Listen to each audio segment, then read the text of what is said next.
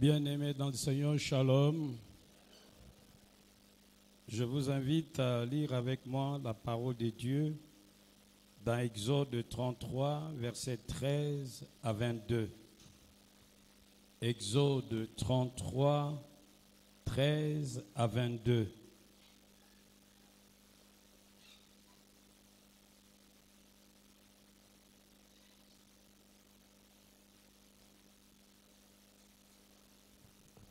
Nous lisons au nom de notre Seigneur Jésus-Christ. Maintenant, si je trouvais grâce à tes yeux, fais-moi connaître tes voies. Alors je te connaîtrai. Je trouverai encore grâce à tes yeux. Considère que cette nation est ton peuple. L'Éternel répondit, je marcherai moi-même avec toi et je te donnerai du repos. Moïse lui dit, si tu ne marches pas toi-même avec nous, ne nous fais point partir d'ici. Comment sera-t-il donc certain que j'ai trouvé grâce à tes yeux, moi et ton peuple? Ne sera-ce pas quand tu marcheras avec nous et quand nous serons distingués, moi et ton peuple, de tous les peuples qui sont sur la face de la terre? L'Éternel dit à Moïse, je ferai ce que tu me demandes, car tu as trouvé grâce à mes yeux et je te connais par ton nom. Moïse dit, fais-moi voir ta gloire. L'Éternel répondit, je ferai passer devant toi toute ma bonté et je proclamerai devant toi le nom de l'Éternel. Je fais grâce à qui je fais grâce et miséricorde à qui je fais miséricorde. L'Éternel dit, tu ne pourras pas voir ma face, car l'homme ne peut me voir et vivre. L'Éternel dit, voici un lieu près de moi, tu te tiendras sur le rocher. Quand ma gloire passera, je te mettrai dans un creux du rocher et je te couvrirai de ma main jusqu'à ce que j'aille passer. Et lorsque je retournerai ma main, tu me verras par derrière, mais ma face ne pourra pas être vue. Nous disons Amen. Répétons tous ensemble. Fais-moi voir ta gloire. Veuillez vous asseoir. Notre Père et notre Dieu, nous sommes contents de nous trouver en ces lieux pour écouter ta parole. Parle à chacun de nous dans la puissance du Saint-Esprit au nom de Jésus-Christ. Amen. Fais-moi voir ta gloire. Tel est le thème de ce partage de ce jour.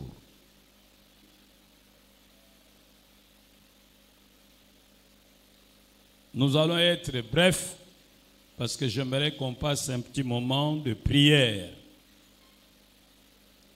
Dans la prière de notre Père, vers la fin, il est dit, nous faisons une déclaration à l'intention de notre Dieu, car c'est à toi qu'appartiennent le règne, la puissance et la gloire. Et lorsque nous lisons la parole de Dieu dans les psaumes 29, verset 9, la Bible dit, dans son palais, tout s'écrie gloire. Alors, il est quand même important qu'on sache la pertinence de la demande et de la prière de Moïse. Pourquoi veut-il voir la gloire de Dieu? Qu'est-ce que la gloire? Qu'est-ce qui arrive lorsque la gloire de Dieu se manifeste? Et quelles sont les conditions de possibilité pour que la gloire de Dieu se manifeste? Ces trois questions vont constituer les trois grands points autour desquels va se construire notre message de ce jour. Qu'est-ce que la gloire? La gloire en grec doxa et en hébreu kabod. Il signifie à la fois, ce concept signifie à la fois le poids, ce qui donne du poids, ce qui pèse. La gloire signifie aussi la valeur, ce qui a du prix. La gloire signifie aussi la beauté, l'éclat qui inspire respect et admiration.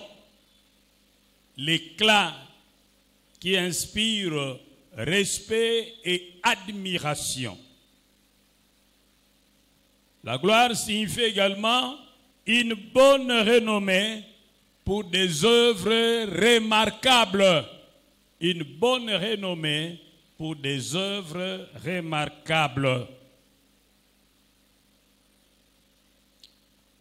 Dans ce texte, la gloire de Dieu s'accompagne de sa bonté, de sa miséricorde.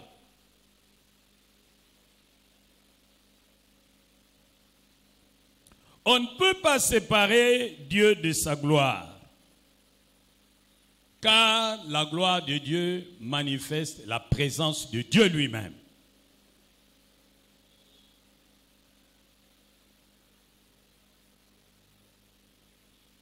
Dans ces textes,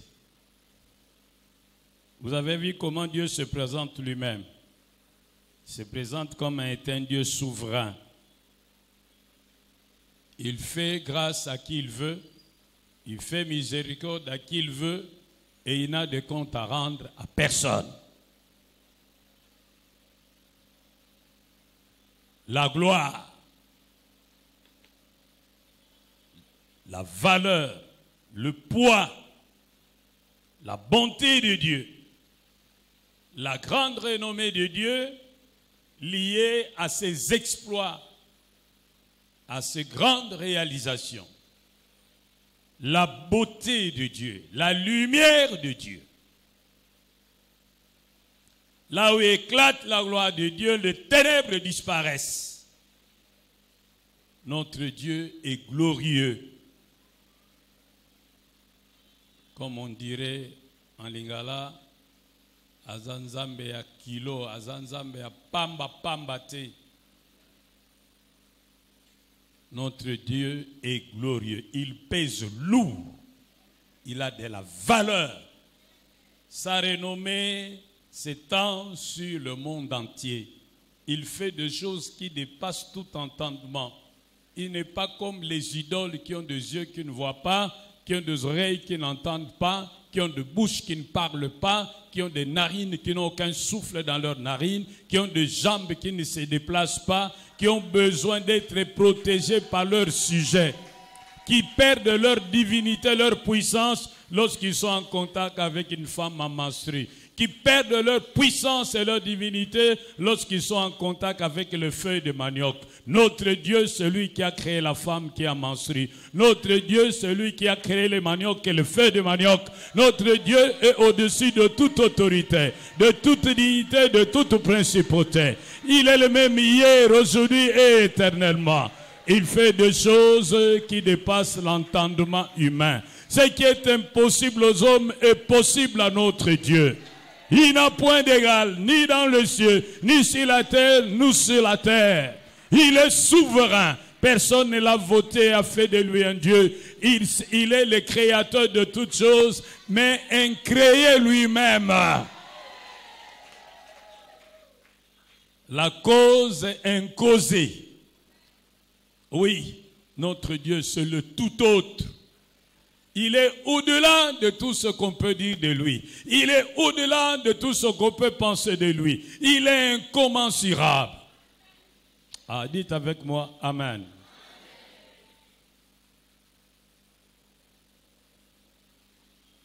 La Bible nous dit que Dieu est glorieux et qu'on ne peut pas séparer Dieu de sa gloire. Maintenant, qu'est-ce qui arrive lorsque la gloire de Dieu se manifeste? Lorsque la gloire de Dieu se manifeste, d'après Exode 15, verset 14, lorsque la gloire de Dieu se manifeste, d'après Exode chapitre 15, verset 14, tes ennemis vont te respecter.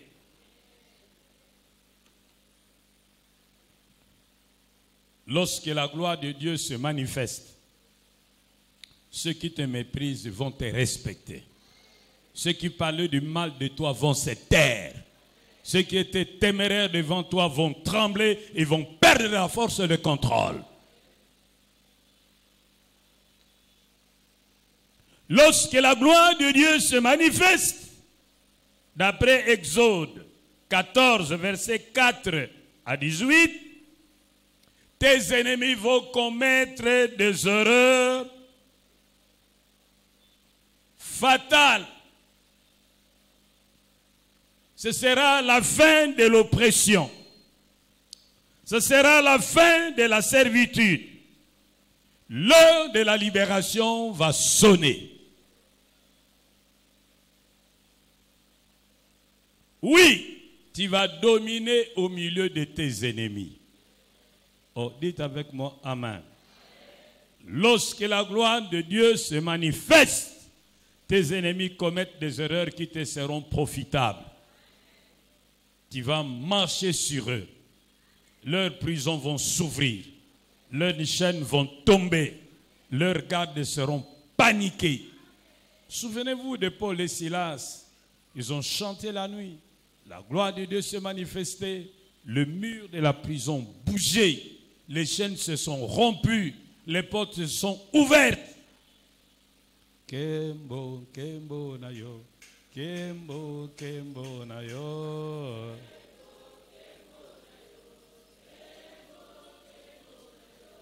Kembo, Kembo na yo. Zambe nangu yang Kembo na yo.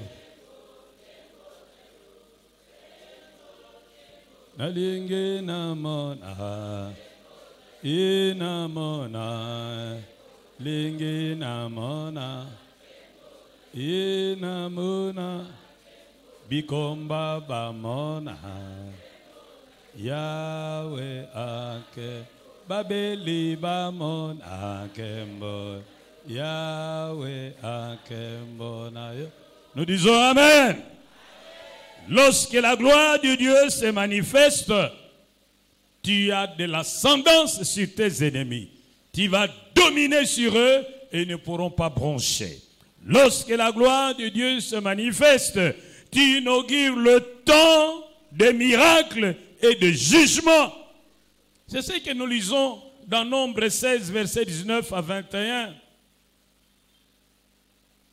La maison de Corée et toute sa bande s'est levée contre Moïse.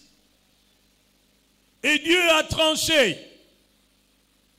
Il a dit à Moïse de se retirer et il a décidé de châtier Corée et sa bande.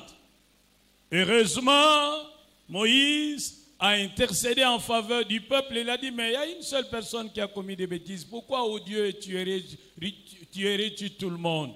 Alors Dieu va dire, qu'il se sépare alors de ce que je vais châtier.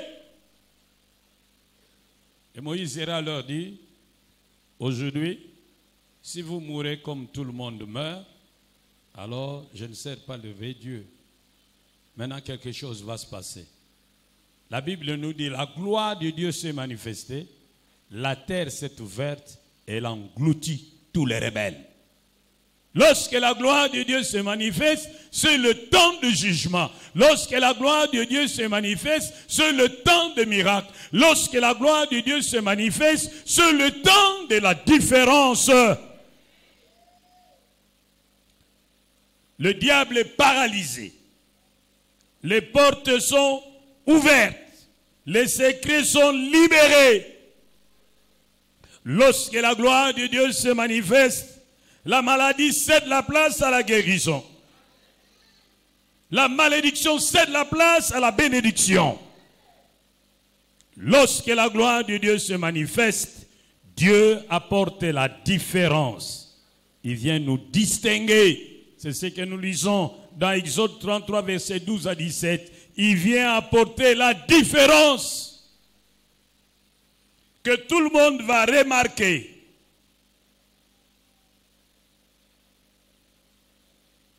Lorsque la gloire de Dieu se manifeste, le péché perd son emprise. C'est ce que vous irez lire dans Exode 29, verset 43. Le péché cède son emprise sur la personne sur qui la gloire de Dieu se manifeste. Vivez pour la gloire de Dieu et demandez constamment que Dieu vous fasse participer à sa gloire. Que sa gloire vienne dans votre vie. Oh, dites avec moi, Amen. On ne peut pas séparer Dieu de son règne. On ne peut pas séparer Dieu de sa gloire. C'est pourquoi déjà dans le Notre Père, il dit, Notre Père qui es aux cieux, que ton nom soit saint, que ton règne vienne. Par l'invitation du règne de Dieu en nous, nous invitons par la même occasion la manifestation de ça. Si Dieu règne en vous, sa gloire sera manifeste. Oh, dites avec moi, Amen. Dites à votre voisin, laissez Dieu régner en vous, afin que se manifeste sa gloire dans votre vie. Oh, répétez-le calmement, laissez Dieu régner dans votre vie, afin que se manifeste sa gloire dans votre vie. Bien-aimé, il y a un aîné dans la foi au nom de Irénée, le père Irénée. Il a dit quelque chose de très important. La gloire de Dieu, c'est l'homme debout. Et la gloire de Dieu, c'est l'homme vivant. Là où se manifeste la gloire de Dieu. L'homme qui était paralysé, assis par terre, dans la poussière, sera relevé. L'homme qui était dans l'humiliation sera relevé. L'homme qui était paralysé va marcher. Là où se manifeste la gloire de Dieu, c'est là que disparaît la force de la mort, la force des chaos qui cède la place aux forces de la vie. Dites avec moi, Amen. Mais quelles sont les conditions de possibilité pour que la gloire de Dieu se manifeste? Que devons-nous faire pour que la gloire de Dieu se manifeste là où nous sommes? Que devons-nous faire pour que la gloire de Dieu se manifeste dans nos vies, dans nos maisons, dans nos familles?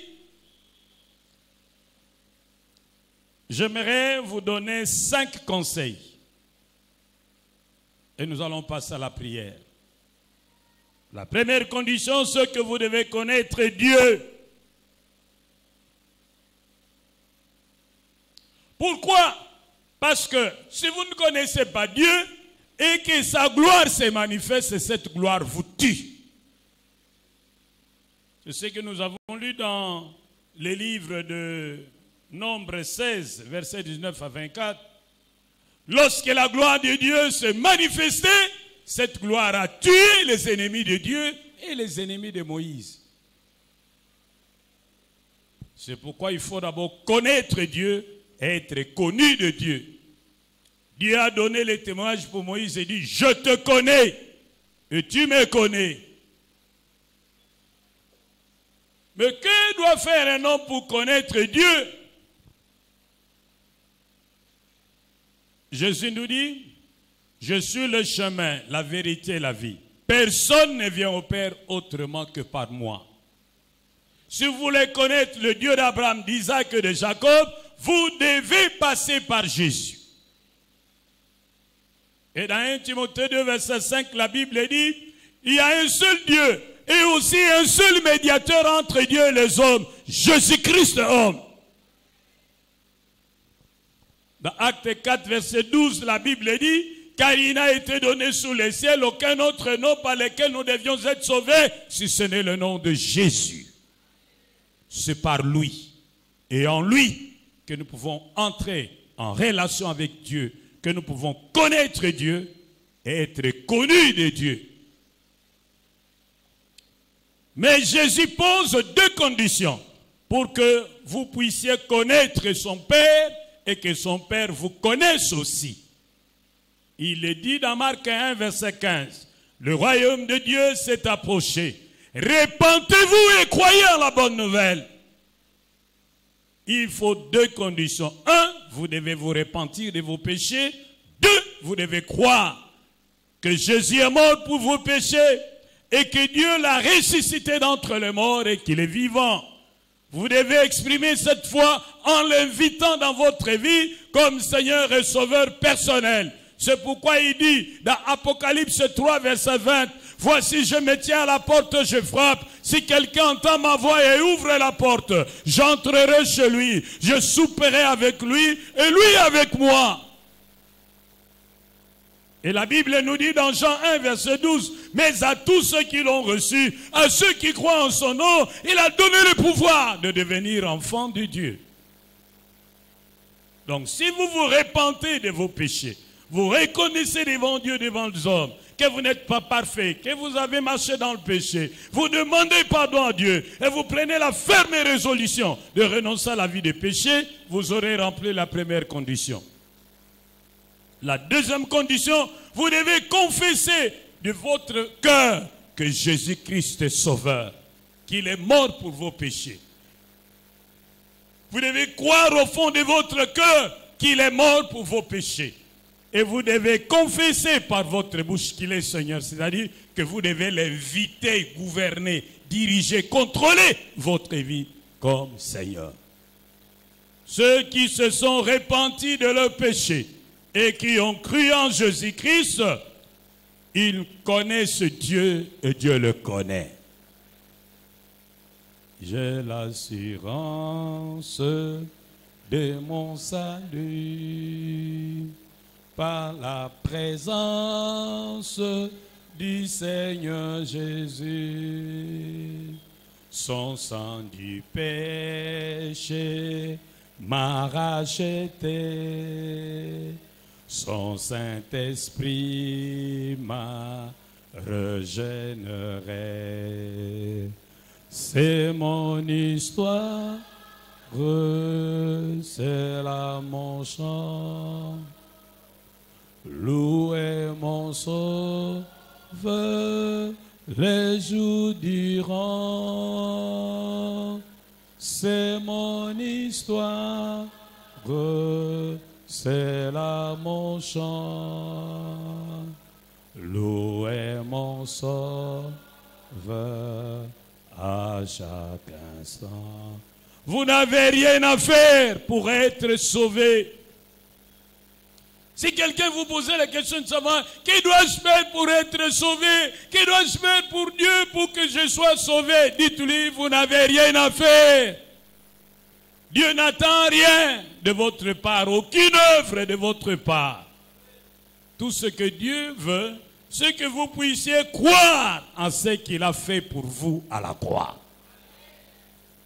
C'est gratuit. C'est gratuit. Jésus a tout payé. Il suffit d'accepter ce qu'il a fait. Vous passez de la mort à la vie. Vous êtes connecté à Dieu. Vous êtes connu de Dieu et vous connaissez Dieu. Oh, dites avec moi, amen. Voilà. C'est la première condition.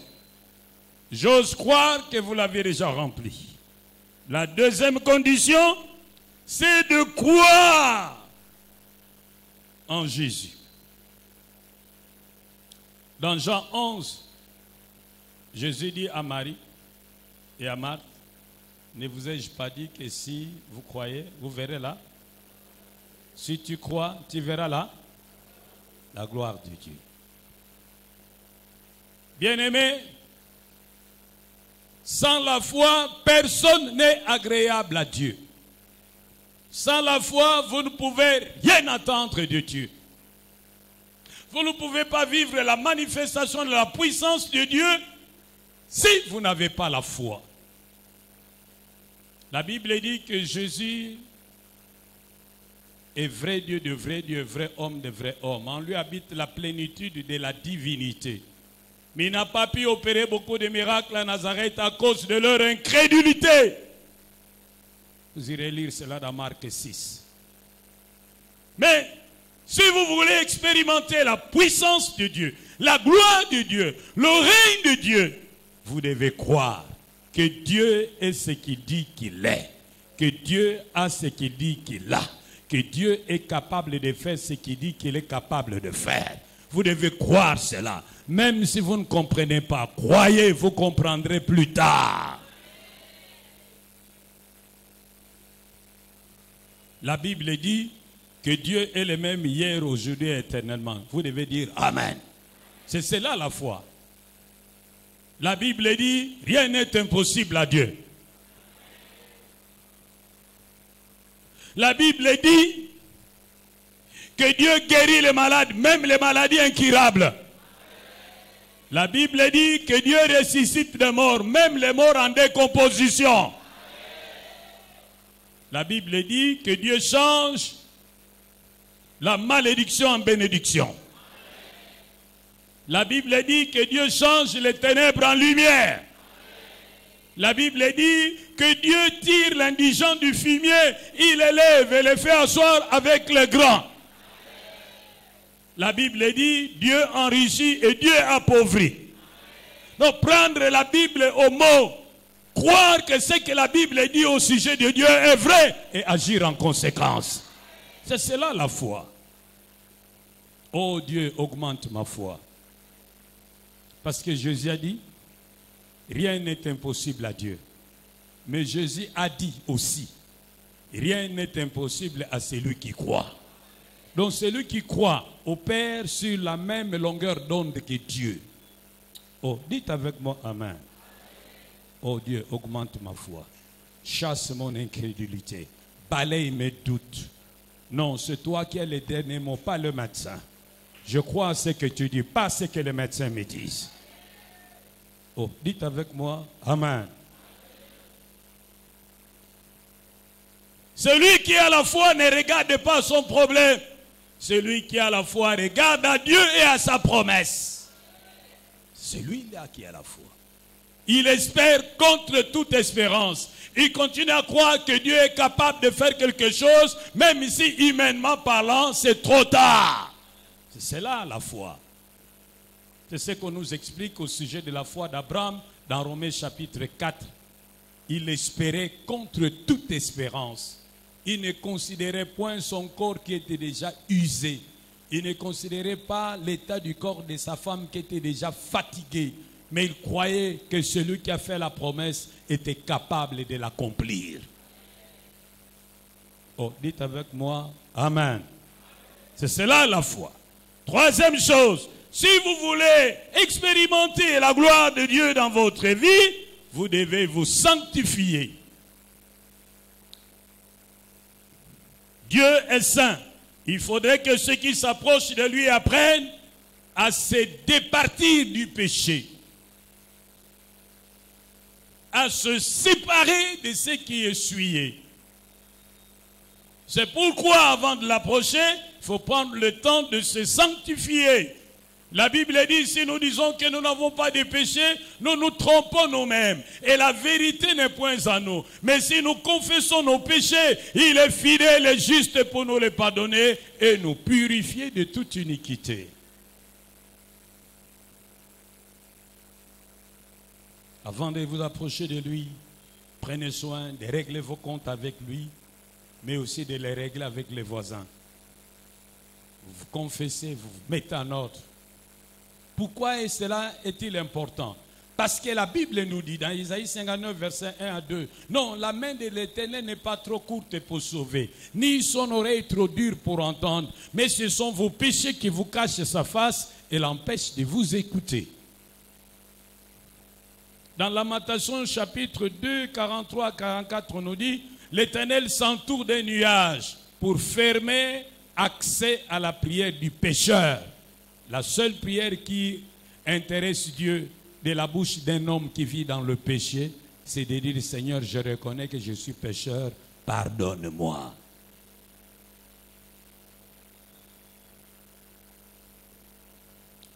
Quatrième condition. Si vous voulez expérimenter la gloire de Dieu dans votre vie, vous devez savoir vous humilier. La Bible dit, Dieu fait grâce aux hommes, mais il résiste aux orgueilleux. Vous devez vous humilier. Personne n'aime être traité d'orgueilleux. Si vous dites à quelqu'un qui est orgueilleux, il va se fâcher.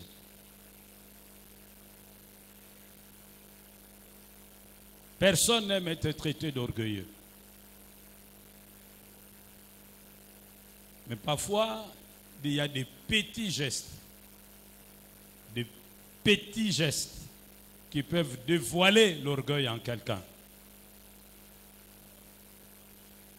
Il est connu de tous qu'il est humble, mais lorsqu'il arrive à un endroit, on reçoit son subalterne, le protocole prend son subalterne et va le mettre à la chaise qui lui était réservée. L'homme humble va étouffer au coin de la salle. Il dit, c'est pas possible, c'est quand même moi le secrétaire général. Comment on peut prendre un chef de bureau et lui donner mon siège? Même dans cette église, on doit quand même reconnaître la valeur des gens. Mais toi, tu es humble. Normalement, même si on mettait le chef de bureau à ta place, il devrait te réjouir en restant dans ton coin. Oh, dites avec moi, Amen. Des gens orgueilleux. Ils sont avides de titres. Lorsque tu les croises, tu les salues. Bonjour, monsieur. Non. Hein? Il faut appeler chacun par son nom. Répétez, bonjour, docteur. Bonjour, docteur. Il est plein de lui-même, avide de son titre. Oh, dites avec moi, Amen. Ah, je ne vous entends pas. Dites bien, Amen. S'il est honorable, vous le croisez, vous le saluez. Bonjour, frère Mathieu. Non, tu ne sais pas. Je suis devenu honorable. Mais tu es toujours frère, même si tu es honorable. Tu es toujours frère. Donc tu ne dois pas en faire un problème.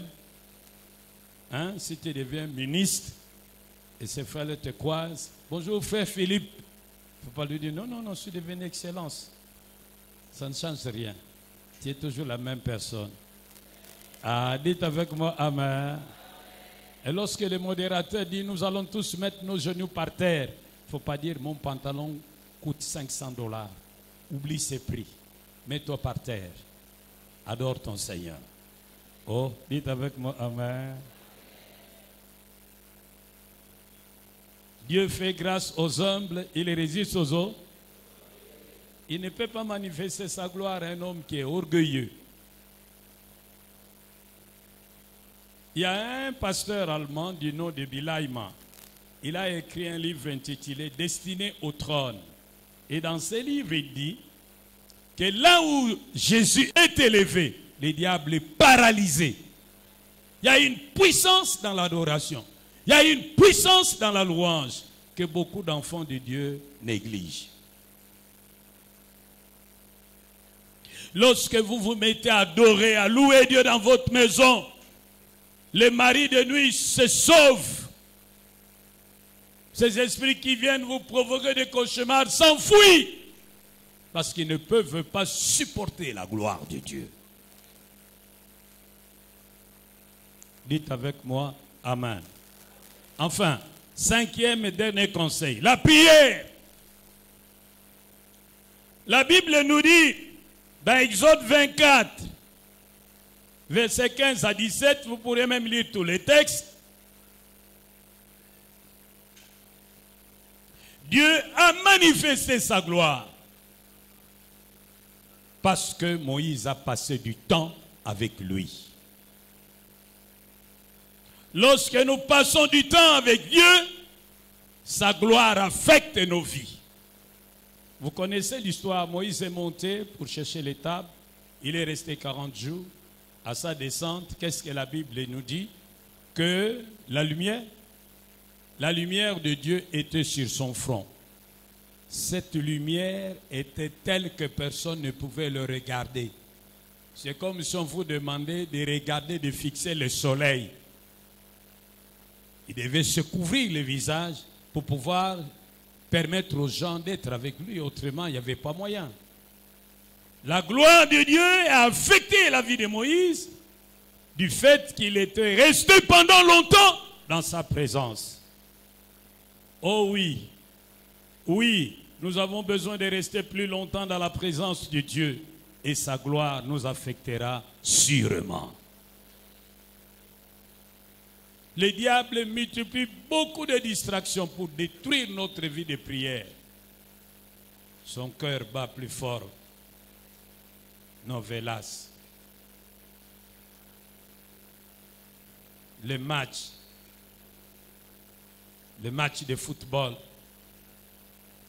les matchs de boxe, de catch, de théâtre, ce sont des idoles des temps modernes.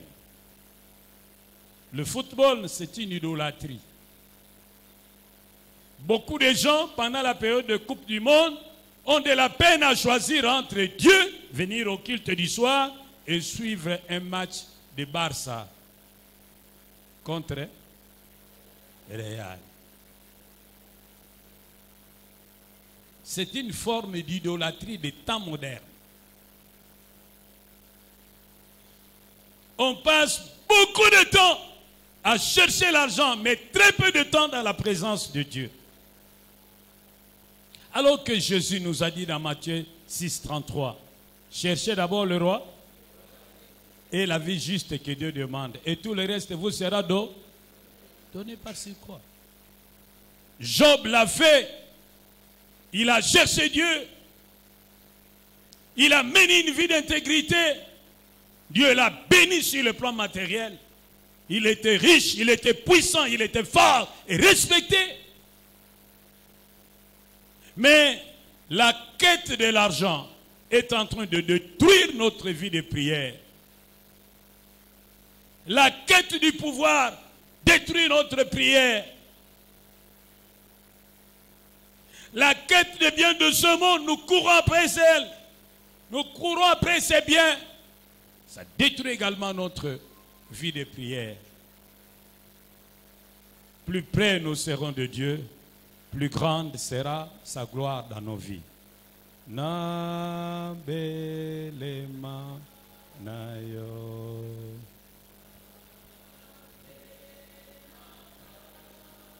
O atana netuina e kuru super o onde na kobo londela ona elemana o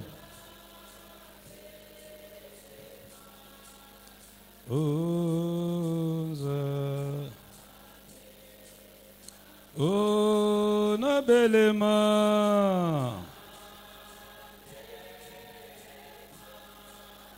oh,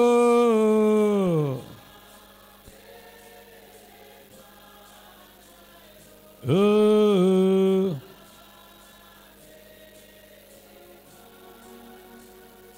oh,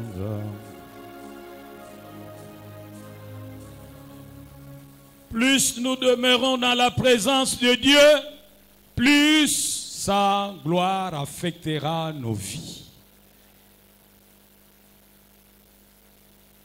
Moins nous demeurons dans la présence de Dieu, moins sa gloire sera manifestée dans nos vies. Si vous connaissez Dieu, vous placez toute votre confiance en lui, vous vous séparez du péché, vous vous humiliez. Lorsque vous avez péché, vous le reconnaissez, vous demandez pardon, vous ne le justifiez pas, vous passez du temps dans la présence de Dieu.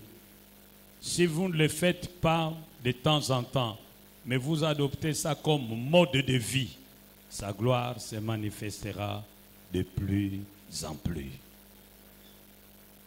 Et pour conclure, dans 1 Corinthiens 10, 31, la Bible dit, soit que vous mangiez, soit que vous buviez, soit que vous fassiez quelque chose, autre chose que ce soit, faites tout pour la gloire de Dieu. Faites tout pour la gloire de Dieu. Cherchez à glorifier Dieu dans tout ce que vous faites, en vous abstenant de tout ce que Jésus ne ferait pas s'il était à votre place. Et restez dans la présence de Dieu. Sa gloire se manifestera. Oh, dites avec moi, Amen. Je n'entends pas ta voix. Dites bien, Amen.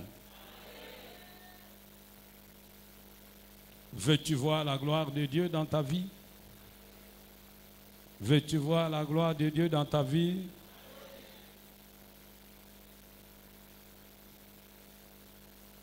Lève-toi.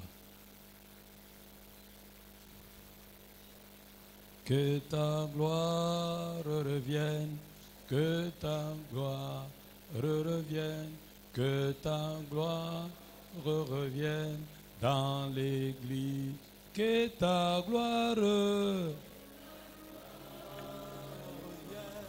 que ta gloire revienne, que ta gloire revienne dans ma vie.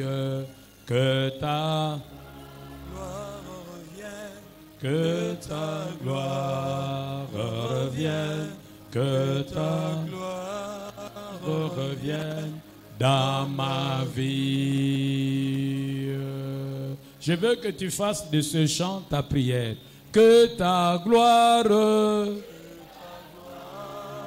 revienne, que ta gloire revienne. Que ta revienne dans ma vie, que ta gloire revienne, que ta gloire revienne, que ta dans ma vie. Maintenant tu vas prier après moi. Seigneur Jésus, je viens à toi. Aie pitié de moi. Détruis dans ma vie tout ce qui expose l'évangile au blâme des païens. Détruis dans ma vie tout ce qui pousse le païen à te repousser de leur vie. Détruis dans ma vie tout ce qui pousse le païen à se moquer de toi et de tous ceux qui tournent leur regard vers toi. Alors prie toi-même.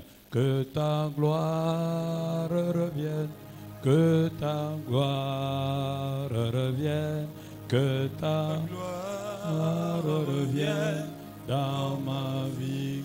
Que ta gloire revienne. Que ta gloire revienne, que ta gloire revienne dans ma vie. Que ta gloire revienne, que ta gloire revienne, que ta gloire revienne dans ma vie. Que ta gloire revienne, que ta gloire revienne, que ta gloire revienne dans ma vie. Maintenant, demande au Seigneur d'augmenter ta foi, de balayer tes craintes, de balayer tes doutes. Prie là où tu es. Seigneur, balaye mes craintes. Balaye mes doutes. Remplis-moi de cette assurance d'un bébé dans les bras de sa mère. Qu'il pleuve, qu'il neige, que je ne panique pas devant l'ennemi. Oui, Seigneur, augmente ma foi. Donne-moi à comprendre que tu es plus intelligent que le médecin. Donne-moi à comprendre que tu es plus compétent que le sorcier. Tu es plus puissant que mes ennemis. Donne-moi à comprendre que tu es toujours à mes côtés. Tu ne me laisses jamais seul. Augmente ma foi, Seigneur. Balaye mes craintes, balaye mes doutes. Donne-moi ta paix et cette assurance que tu donnes aux hommes de foi. Que ta gloire revienne, que ta gloire revienne dans ma vie. Que ta gloire revienne, que ta gloire revienne, que ta gloire revienne dans ma vie. Prie après moi. Seigneur Jésus, délivre-moi de la crainte des hommes qui conduit à l'hypocrisie. Aide-moi à te craindre. Alors continue la prière toi-même. Oui, Seigneur, je veux que tu me délivres de la crainte des hommes. Aide-moi à te craindre. Aide-moi à réaliser ta présence tout le temps, en tout lieu et partout. Aide-moi à comprendre que je ne suis jamais seul. Oui, Seigneur, délivre-moi de la crainte des hommes. Donne-moi tes craintes, toi le seul vrai Dieu.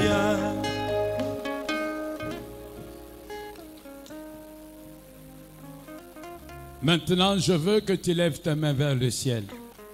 Offre-toi à Dieu. Dis-lui, Seigneur, prends-moi, fais de moi un instrument pour nous manifester ta gloire.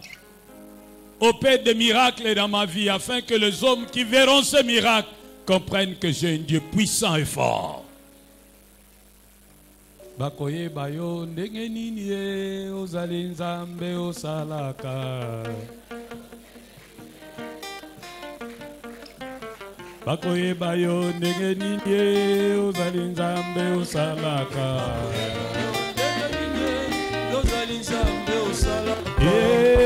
Yahweh sala, Yahweh sala na yo. Yahweh sala, Yahweh sala na yo. Yahweh sala, Yahweh sala na yo. Yahweh sala, Yahweh sala. Bakoye bayo ndenge nini ozali nzambe osalaka. Bakoye bayo ndenge nini ozali nzambe osalaka.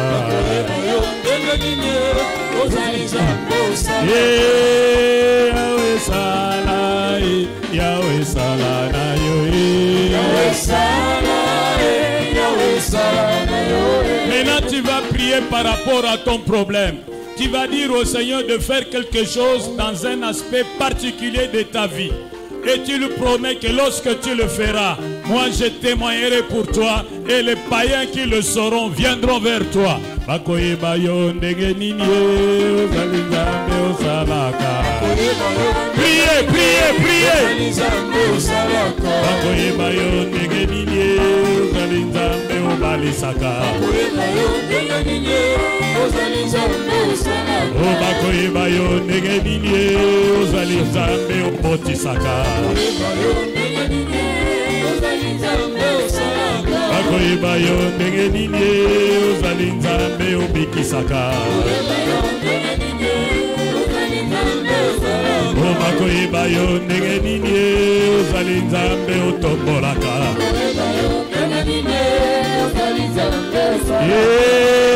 Yahweh sala, Yahweh sala na yo. Yahweh sala, Yahweh sala. Yahweh sala, Yahweh sala na yo.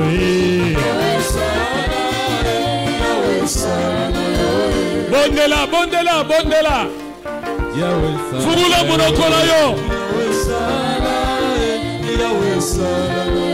Oh Yahweh sala, Yahweh sala na yo. Yahweh sala, Yahweh sala.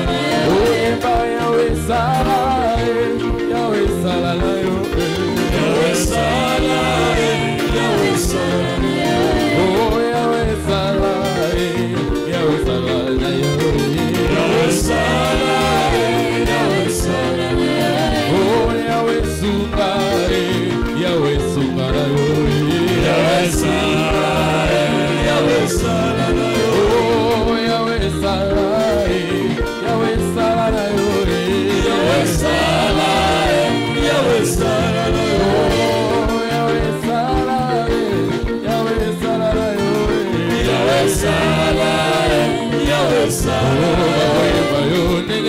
Bondela, bondela, bondela, bondela. Pula oyezala lokola bule lekite. Asala makambo ya sika. Asala makambo nine. Asala makambo na kokambwa.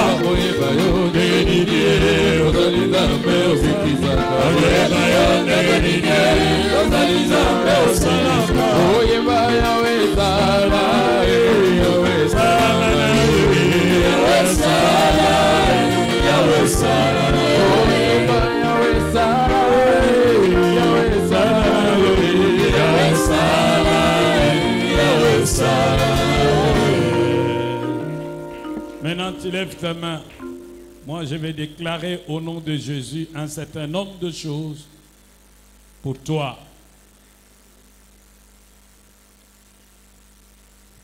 Éternel Dieu notre Père, je sais que tu règnes encore. Jamais ton amour ne s'endort. Tous les jours, tu contrôles même le moindre aspect de nos vies. Et tu fais concourir toutes choses en notre faveur. Éternel Dieu notre Père, que ta gloire se manifeste dans la vie de mon frère et dans la vie de ma soeur, afin qu'il passe des ténèbres à ton admirable lumière. Que ta gloire se manifeste dans la vie de tes enfants, afin qu'ils passent de la maladie à la guérison, de la malédiction à la bénédiction, de la condamnation à l'acquittement, de la défaite à la victoire, de la pauvreté à la richesse. Éternel Dieu, que ta gloire vienne, qu'elle soit manifeste dans la vie de tes enfants ici présents. Oui, que ta gloire se manifeste, afin que la couverture de la honte soit enlevée et qu'ils reçoivent de ta part les habits de fête. Afin que cesse le deuil et que vienne le temps de l'allégresse.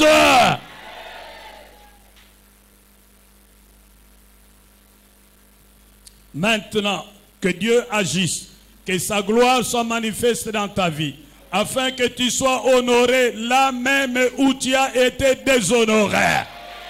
Afin que tu sois élevé là même où tu as été humilié. Afin que tu sois recherché là même où tu as été repoussé.